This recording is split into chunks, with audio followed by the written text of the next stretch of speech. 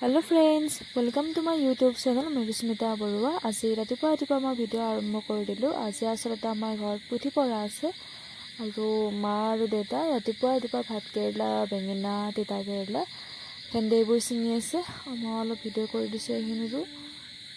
मा और देउताई रातिपुवा सोनकाले उठिसे और मोको सोनकाले उठाई दिसे। तथापिও आज पुथि पढ़ा आछे, एने सोनकाले उठिलो हये और केতিয়াबा एनेকৈ घरत पुथि पढ़ा বা পূজা আৰ্চা থাকিলে মনটো ভাল লাগে আৰু ঘৰখনৰ কাৰণে ভাল। লগতে আমাৰ মাৰ কথা ক'বলৈ গ'লে মায়ে মানে এইবিলাকে বেছি ভাল পায়, সেইকাৰণে ৰাতিপুৱা চিঙা আৰম্ভ কৰি দিছে। মানে বজাৰৰ চব্জিতকৈ ঘৰৰে যিখিনি আছে অলপ মানে হওক সেইখিনিয়ে মায়ে মানে বেছি ইণ্টাৰেষ্টেড আৰু খাই ভাল পায়।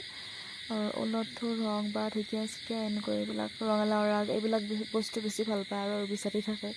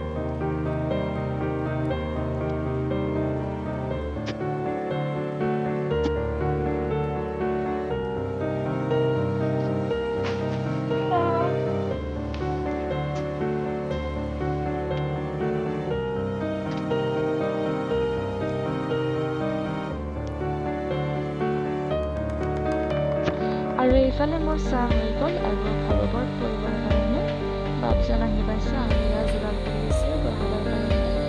নাৰিকল কাটি আছে, লগতে নাৰিকল কিবা হেৰি কৰি দিছে।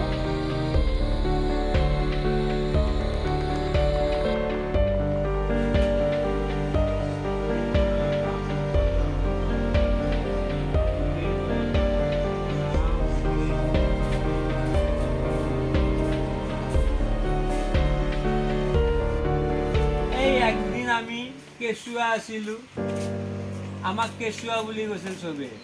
এই কেঁচুৱা চলি সৰু চলি কিয় কৈছিল, দেহাটো যে নাওমেন্তি।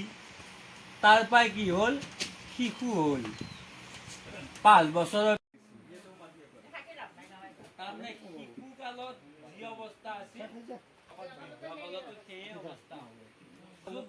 এইফালে মায়ে চব্জি কাটি আছে আৰু মোক ভাত বনাব দিছে আৰু মই দালি বহাই দিছোঁ।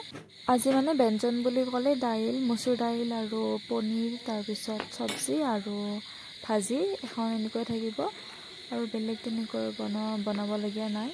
মচুৰ দাইলখন কমপ্লিটলি হৈ গ'ল।